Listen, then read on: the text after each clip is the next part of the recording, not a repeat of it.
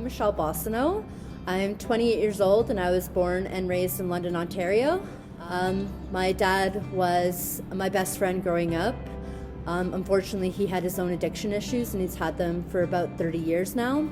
My mother, she did what she could, and now looking back at it, I know she did the things she did because she truly loved me and she wanted the best for me. And I was definitely a stubborn child, and I had a learning disability, and I have a sister named Brittany. I love Brittany, and I always will. I've always been a very socially awkward person, especially growing up. It always felt like I was crawling in my skin. I never fit in. Growing up, I had maybe 2 friends, and I was always picked on by everybody. I had buck teeth, and I was always very chubby. Once my dad really got into his drug use, it kind of separated my family. And my grandmother decided while I was at school and my mom was at work to kind of pluck my sister out of that situation and let her move in with her and kind of leave me to be fed by, be eaten by the wolves. It was heartbreaking, you know. It was because my grandmother always thought I would be just like my father, who was a drug addict, and because my sister had a different dad, that she'd probably do a lot better than what I would ever do. At a young age, I was put on a prescription called Dexedrine, and Dexedrine is, as you would say, the Cadillac of Ritalins. You know, I could just take as many of those as I wanted, and it would bring me to this whole other atmosphere where I would spend all my time concentrating on art or concentrating on music, and kind of getting my head out of what life and what the world was at that point. I got into smoking weed at a very young age. I got into drinking at a very young age, and it's like in order for me to have the friends and to keep the friends that I have, I would have to bribe them with things, and I'd have to give them something. I felt like, well, they would truly like me now that I've given them that. And that started with my prescription, and I started abusing that when I was, I'd say, around 14, 15 years old. It started going to the point where I would drop out of school, and I would switch around from high school to high school to high school. And, you know, at one point my mom just had enough with me, and she told me to go move in with my dad. And my dad was somebody who would work out of town and come back on the weekends and do drugs in his room or in the bathroom, and I would never ever see him. You know, he'd give me a certain amount of money to go buy food, and I would never buy the food, and he would just entrust that I would do it. Once my dad had had enough of me, and I had had enough of my dad, and same with my mom, I ended up kind of getting what the street life was like, and you know, I met with this crowd of people who just smoked weed, and we were at Victoria Park, and you know, I kind of decided that I wasn't going to go stay at my mom's anymore, and I was going to try to do this on my own, and that brought me into, and I stayed a while, and then decided that they were going to give me an apartment in one of the worst places in London. And at the building, I was then introduced to my drug of choice. My drug of choice got me into situations where I was held at gunpoint and stripped naked and made to beg for my house keys back. I had my door broken in multiple times, you know, letting people in who I thought were my friends but who were just using for my apartment. It was absolutely horrible. You know, I was punched in the face several times by, you know, men and women. I was hit so hard in the face with like a porcelain vase that I had a huge gash in my eyebrow, and it like gushed blood, and I didn't know what to do. And at that point, you know, you're being in that scene, the worst thing you could do is go and call the cops, and I just felt like I had nobody on my side, and I never felt like I had anybody on my side. I ended up getting evicted from due to all of these reasons, you know, having drug dealers in and out of my home, and me none the wiser, you know, me just thinking that these people are truly my friends when really I was just being used, and I guess you could say in a sense that I was using them too for what they had. So once I got evicted from there, I ended up staying on the streets. So I spent 2.5 years on the streets. At that point, I was introduced to intravenous drug using. Out on the streets, I witnessed some of the most horrific things that anyone should ever have to witness. You know, some days it was so cold during winter that I would bawl my eyes out, thinking that I would have to get out of the comfort of my little nook to go to the bathroom, and realizing that there is nowhere for you to go to the bathroom, just bawling my eyes out. I had somebody, a friend of ours, me and my one friend, stay out just overnight with us, and he caught frostbite and had to have 3 of his fingers surgically removed due to it.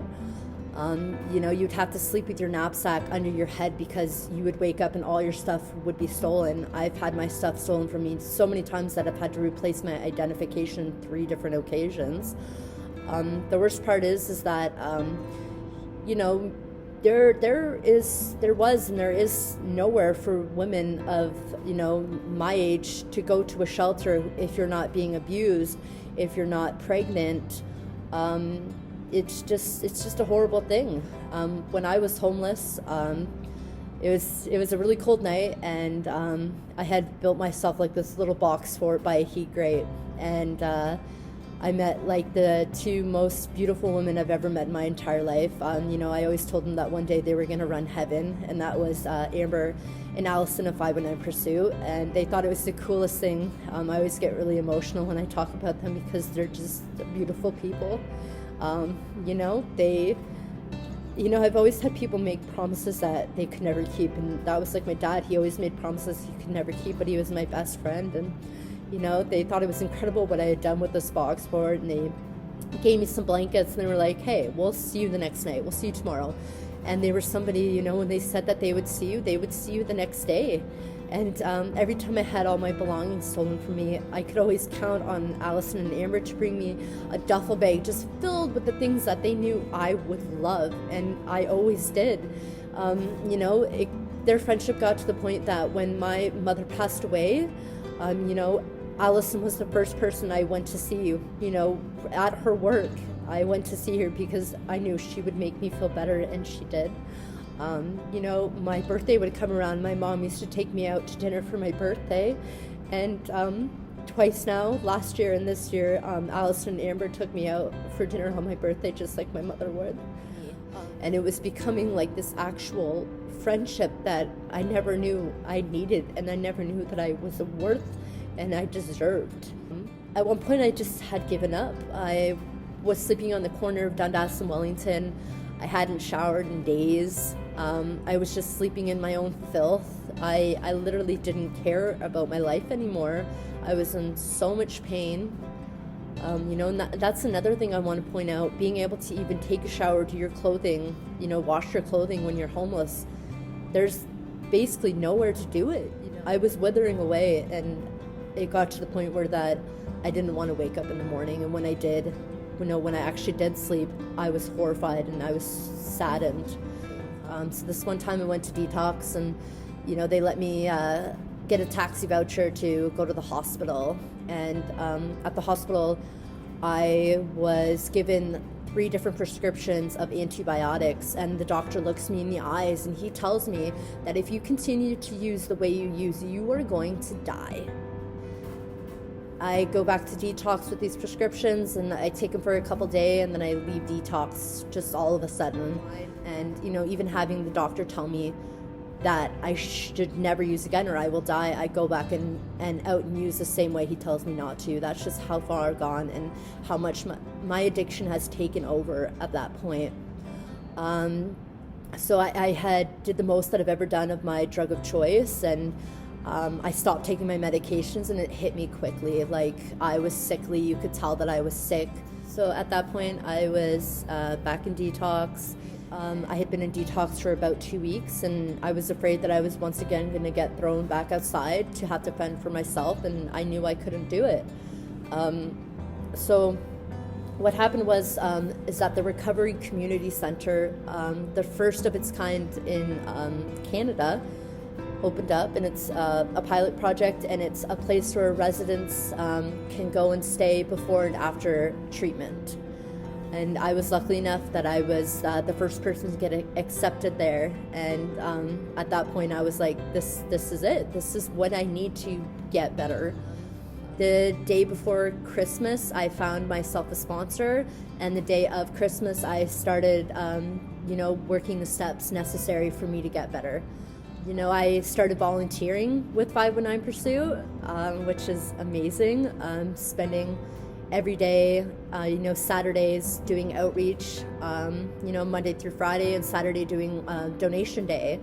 I was managed to, be trusted with the keys to the storage locker, which before I wouldn't allow people to trust me with $5. So my official clean day is December 4th. I started volunteering with 519 Pursuit myself, I would say at the end of January, and I've been volunteering with them ever since, as you can tell. I am wearing my 519 Pursuit sweater. I have a 519 Pursuit mask on the table. I started volunteering with other organizations, including Sanctuary, the Arcade Mission, and Project Hope. From there, I have now celebrated my year clean and sober. That was, as I said, December 4th. And now I work for the Winter Intern Solution to Homelessness, WISH. And it's, this is a first and new thing for London as well. I was hired on as a community support worker, and automatically they knew that I was meant for better, and I am now a shift supervisor there. And I get to help the people that I was out on the street with, and I get to do that for a job now, and I couldn't be more blessed. And I thank God for absolutely everything in my life today. If it wasn't for the struggles and the hardship, I would never have the people in my life that actually care about me, and I care about them, true friendship. And before, I never knew what that was, and now I just have so much love, and my life is so blessed now. So thank you.